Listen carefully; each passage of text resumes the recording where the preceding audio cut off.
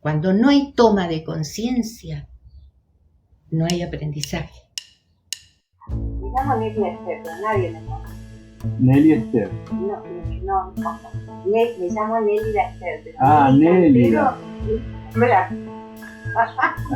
No, te juro, era chica, soy Nelly Cantero y todo el mundo me conoce como Nelly Cantero. Contame un poquito, ¿cómo ha sido tu formación profesional? ¿Dónde has trabajado?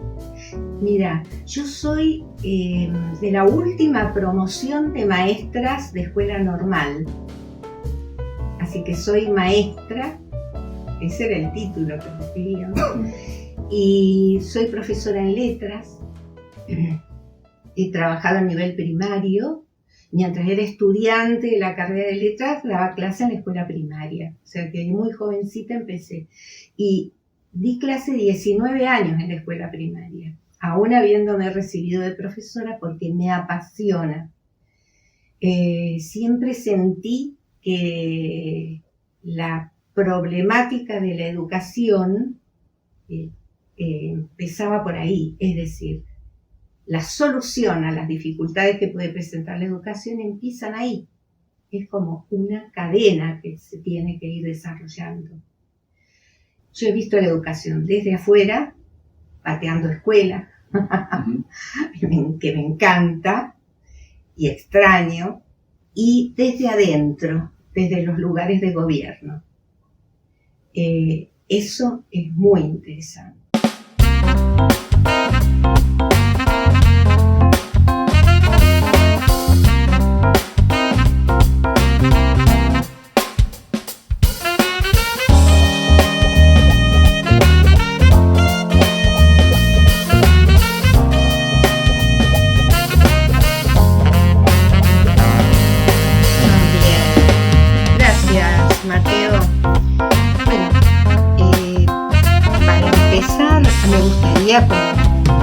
Presentar la investigación y rápidamente, más o menos, el proceso que ha llevado y que seguirá llevando, obviamente. Mi investigación parte de la observación de la realidad, o sea que básicamente es inductiva. De allí se plantea de la observación, se plantea el problema, un problema bastante complejo que aparece a partir de las dificultades que aparecen en las producciones escritas de los estudiantes, especialmente del nivel superior y también del área profesional, ¿no? Allí voy a presentarlo a grandes rasgos, no me voy a dedicar, sería largo exponerla con más detalles. A su vez, esto me lleva a la necesidad de indagar la relación que existe entre este fenómeno que acabo de nombrar y el aprendizaje de la lectura y la escritura de los textos de estudio en todos los niveles educativos. Bien, como decía, la complejidad del problema de investigación, me permite abrir varias ventanas, ¿no? Ahí aparecen categorías, subcategorías, que sería largo de mencionar. Y a su vez, esto exige la triangulación de diferentes disciplinas científicas. Por un lado, las concepciones acerca de la ciencia y el conocimiento, por los textos de estudio, por los textos académicos. Por otro lado, las teorías lingüísticas y necesariamente las concepciones sobre el aprendizaje. Bien. Y básicamente y sobre todo, porque el objetivo global que me lleva a mí a trabajar es poder intervenir en el ámbito pedagógico. ¿Con qué propósito? Con el propósito de contribuir, en realidad sería ayudar a fortalecer los criterios que subyacen a en las prácticas pedagógicas. ¿Para qué? En beneficio de la calidad de la lectura de los textos de estudio y de la escritura vinculada con ellos. Surgen las hipótesis a partir de ahí, y digo las hipótesis, yo voy a mencionar dos, que son las en las que más he estado trabajando, y no significa que no aparezcan otras hipótesis que ya están como medio delineadas. Una de las hipótesis es que varias de las dificultades que presentan los estudiantes del nivel superior en la producción de textos escritos se vinculan directamente con la lectura y el análisis de los materiales de estudio y el modo como han aprendido o no han aprendido a explorarlos. Esa es una de ellas. La otra hipótesis es que el aprendizaje de la lectura de los textos de la ciencia y de la divulgación científica, cuando hablamos de manuales, por ejemplo, de la escuela primaria, debería comenzar justamente en el nivel primario. Debe comenzar, se puede comenzar en el nivel primario y requiere de un proceso orgánico de articulación donde cada nivel siente las bases para que el siguiente pueda progresar a través de allí y no encontrarnos con el cuello de botella que se produce en el nivel superior. Esto lo agrego yo, además es una tarea que involucra a los profesores de todas las disciplinas científicas, de las disciplinas que enseñan, perdón. Y esto no, en general, no hay una formación destinada a preparar a los profesores de materias que no tengan que ver con el lenguaje específicamente para cómo enseñar a los alumnos a trabajar con los textos, sobre todo la comprensión, y de allí el pasaje a la escritura. Bien, otro aspecto es el de las muestras, ¿no? Las muestras que yo he tomado para mi estudio provienen de fuentes, de variadas fuentes, y a través de también distintos instrumentos de indagación que yo puedo asegurar, o sea, estoy muy conforme, porque son muy fiables. Hay muchas fuentes y muchas muestras que he tomado, y entre ellas, para no olvidarme, nombrar algunas que son muy importantes para mí, el registro de escrituras de alumnos de todos los niveles educativos y también de trabajos de posgrado. Apuntes elaborados por los profesores, manuales, libros con los que interactúan los estudiantes, entrevistas y cuestionarios. En el caso de los cuestionarios, yo podría decir más, nombrar también conversaciones informales, datos, informaciones que me llegan espontáneamente de gente que sabe que yo estoy trabajando en esto. Son fuentes diversas y fuentes, como decía, confiables. Documentos escritos, documentos de organizaciones públicas y también privadas. El aporte, no quiero olvidarme de mencionar el aporte de los investigadores, de tantos investigadores que trabajan alrededor de este tema y que han sido muy importantes para mí.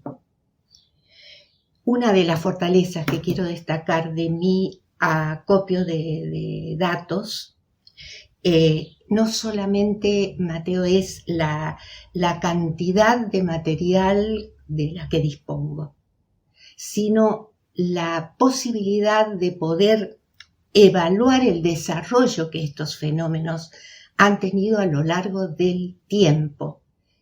Y en mi caso, como te imaginarás por mi edad y todo lo demás, se trata de 25 años, si no más. ¿Te interrumpo? Sí. Permiso. Esto significa que, por ejemplo, dentro de este acopio de datos, existen trabajos de una misma persona a lo largo de su trayectoria, pongámosle, no sé, desde el secundario al finales de la universidad. Me han ocurrido cosas curiosas que yo no buscaba, porque no podía pretender rastrear a alumnos que he tenido hace tantísimos años en la escuela primaria o en el secundario. En la universidad sí ha sido más fácil.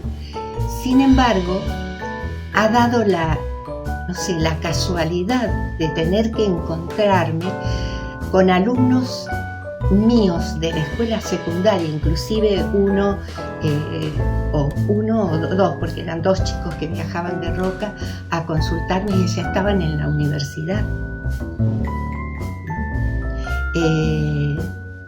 Siempre en relación con los textos de estudio, porque nunca he trabajado demasiado con la literatura y es el tema que a mí me ocupa. El seguimiento a través del tiempo de una misma persona no es fácil de hacer. No es fácil de hacer, a pesar de estas excepciones de las que te hablo. Vos tenés un material de análisis, ¿no? Estos materiales de análisis, ¿cómo los clasificás? Bueno, la clasificación de los materiales, gracias al respaldo de los marcos teóricos, he podido analizarlos. Son todos de diferente naturaleza. Y por eso hablo de categorías, hablo de subcategorías. Son de diferente naturaleza y no es fácil clasificarlos y utilizar criterios que sean válidos o que puedan englobar. Intento hacerlo, he tenido que dar marcha atrás muchísimas veces con el trabajo hasta llegar a algo que me conforme y que se ajuste con honestidad a criterios teóricos, a soportes teóricos, ¿no? Sobre todo cuando hay como mínimo 3 disciplinas científicas que triangulan en mi trabajo. Está lo pedagógico, está la lingüística, sobre todo la lingüística del texto, está la teoría del conocimiento, el lenguaje de la ciencia. En eso es lo que trabajo, ¿no? No es fácil. Y por último, me gustaría no olvidarme de contestar una pregunta que mucha gente me hace. Todo lo que haces, tu investigación, los resultados, las conclusiones, ¿cómo se visibilizan? Me preguntan. Y sería cómo comunicar los resultados de investigación. Y para esto yo aprovecho la oportunidad para aclarar que como no respondo a ningún marco institucional, es decir, a ningún ámbito, a requerimientos institucionales en cuanto al tipo, al género académico que tengo que escribir, elijo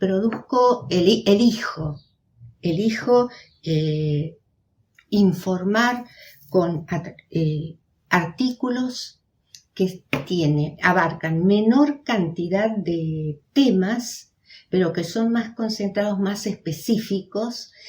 Tengo muchos artículos trabajados en eso, de circulación, que yo le digo circulación interna, porque circulan entre colegas, entre gente que me pide colaboración porque saben que yo he trabajado en determinados temas, conocen mi trabajo, en fin.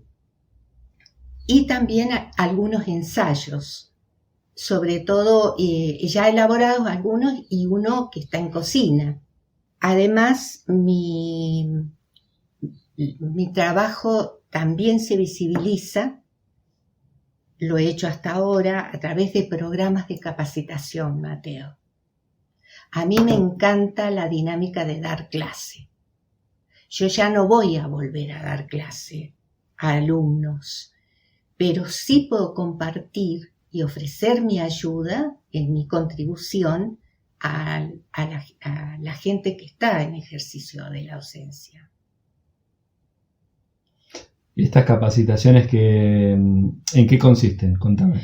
En este momento trabajo fuertemente con los textos de estudio, el abordaje de los textos de la ciencia en todos los niveles educativos. Cuando alguien escucha esto y te dice, en el nivel primario, sí, en el nivel primario están los manuales que a través de la divulgación científica, o sea, mediados por un divulgador científico especializado, porque se trata de niños, de una franja de edad que hay que respetar, hay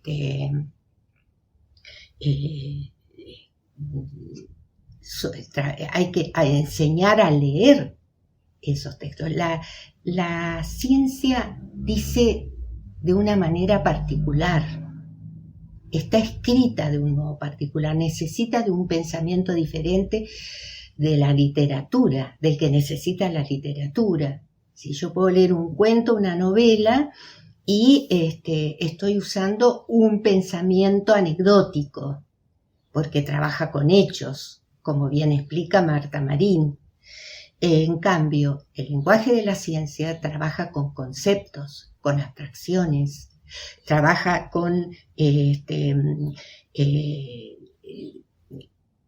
relaciones entre conceptos, que hay que enseñar a interpretarlas. Tengo en el recuerdo de una compañera de trabajo, Débora Burton, que ella siempre recalca que la enseñanza de la lectura de una disciplina determinada corresponde al profesor de esa disciplina. Exacto. ¿No? Porque yo, dice, como profesora de lengua y literatura, puedo explicar qué es un argumento o distintos, ¿no es cierto?, recursos de la lengua. Exacto. Pero el docente de biología, por decir un ejemplo, Bien, va a saber enseñar cómo se lee el texto de biología específicamente, ¿no? y esto es así y es indiscutible. La biología no dice de la misma manera, no usa las mismas estructuras que la historia, ¿no? Y cuando hablamos de este tema, no es solamente de estructuras, son las modalidades epistémicas que se utilizan, en la abundancia de generalizaciones, de paráfrasis, de definiciones, de analogías, relaciones de conceptos que están dadas de un modo particular y que hay que poder interpretarlas, ¿no? Es fundamental la toma de conciencia acerca de esos fenómenos que se dan en la escritura de los textos de estudio. Te llega a vos el material, ¿no? Ponete en la mente un material concreto que se te venga ahora a la memoria. ¿Material de qué tipo? No teórico, digamos. No teórico, ¿no? De la producción de un estudiante que, bien. No sé, redactó un parcial. Muy bien. ¿No? Entonces te llega el parcial de este estudiante que vos vas a leer y lo vas a... Bueno, ¿cómo sigue el trabajo? Y para mí es oro en polvo eso. ¿Cómo sigue el trabajo? Con el alumno que viene, suponete, a consultarme, o para mí, en lo que es para materia vos, prima, para mí. Para mí. La cuestión conceptual que está tan en crisis en lo que he podido ver en los últimos 2 años, muy, muy en crisis, oscuridad conceptual, es lo primero que observo. Si yo como lector, como lectora, comprendo el sentido de ese escrito, y a partir de allí, ¿cuáles son las razones que impidieron que yo comprenda en caso de que ocurra esta situación? Entonces, tenemos ahí el material, este parcial X, ¿no? Sí. De un estudiante que vos vas a analizar y que es un elemento de tu investigación, ¿no? Cuando el estudiante me dice, me saqué una baja nota, no entiendo por qué, ayúdame en esto. Vamos a leer la respuesta, ¿no es cierto? Ahora, estamos dejando de lado la materia, ¿no es cierto?, de lo que haya redactado, sino que estamos leyendo un texto y la primera observación, ¿en qué recae? Por ejemplo, recae en si es coherente. La coherencia, la progresión temática es fundamental. Nosotros siempre escribimos para otros. Y sobre todo cuando ese otro depende de una evaluación de lo que está escrito. Y ahí está el tremendo problema. La oscuridad conceptual es la densidad conceptual que aparece en las escrituras de alumnos que han pasado años por la escuela, por la primaria, por el nivel medio, y llegan a la universidad, y en la universidad no se puede enseñar todo. Es tanta la cantidad de conocimiento y es el lugar del conocimiento. Imagínate enseñando estructuras sintácticas que son son el obstáculo por el cual quiero ser más clara. Hay situaciones como errores de concepto que claramente se provienen de una falta de comprensión de la lectura del texto de estudio. Hay otros problemas y que aparecen muchísimo y tienen que ver con el desconocimiento de estructuras sintácticas que son elementales. Por ejemplo, la pérdida del sujeto. El que te escribe una oración de 15 renglones, que puede ser más un párrafo que una oración, pero una oración de 15 renglones seguramente tiende a afectar la comprensión del que lea. Y se pierde el sujeto en el camino. Y no le podés explicar porque no sabe el concepto de sujeto. Claro. Y bueno, imagínate los profesores en la universidad teniendo que enseñar cuestiones sintácticas, el empleo del léxico. Usamos un registro informal en textos de estudio. Claro. Pasando, digamos, haciendo un reajunto, digamos, un resumen, tal vez, si logro entender todo lo que nos estás transmitiendo, Nelly. Sí. Entonces, hay una primera hipótesis en tu investigación, que es que los estudiantes de cursos superiores no han aprendido a su debido tiempo, en la primaria o en el secundario, la lectura que conlleva los libros de enseñanza científicos, ¿no es cierto? Entonces, ahora a esto se le suma, además, una falta de la comprensión misma de la lengua, que se conjugan dos grandes problemas: la coherencia de un texto redactado, la coherencia o la sintaxis, ¿no es cierto?, las oraciones bien estructuradas, pero que a su vez, esto que vos hablabas de la oscuridad conceptual. La oscuridad conceptual, que ahora, si estoy entendiendo bien, refiere a cómo yo explicar un concepto de biología, de física, de química, claramente, sin tener que ser una definición de memoria, ¿no? Porque yo puedo partir de una definición de memoria, pero a esto voy a tener que luego, no sé, ejemplificar, decir algo de esa definición. Exactamente. ¿No? Entonces, ahí son dos los problemas así a grandes rasgos que voy como comprendiendo, ¿no? La primera cuestión es la gramática, la sintaxis en términos generales, pero a su vez que se le agrava con tal vez la falta de impericia, el no conocimiento de cómo aproximarme a un texto científico de una determinada materia. La falta no han podido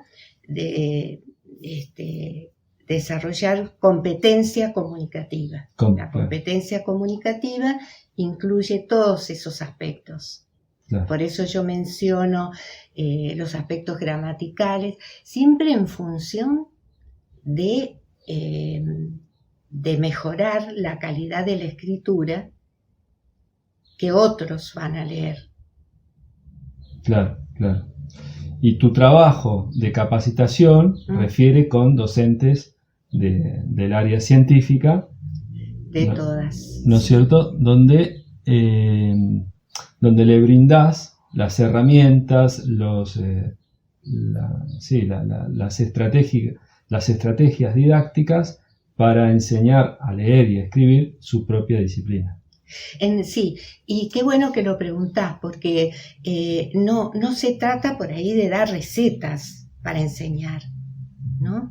Primero, fortalecer el conocimiento. Ha avanzado mucho en la ciencia, han cambiado muchas cosas en el campo del lenguaje. Ha avanzado muchísimo. Es increíble para nosotros, los que tenemos que seguir estudiando para eso.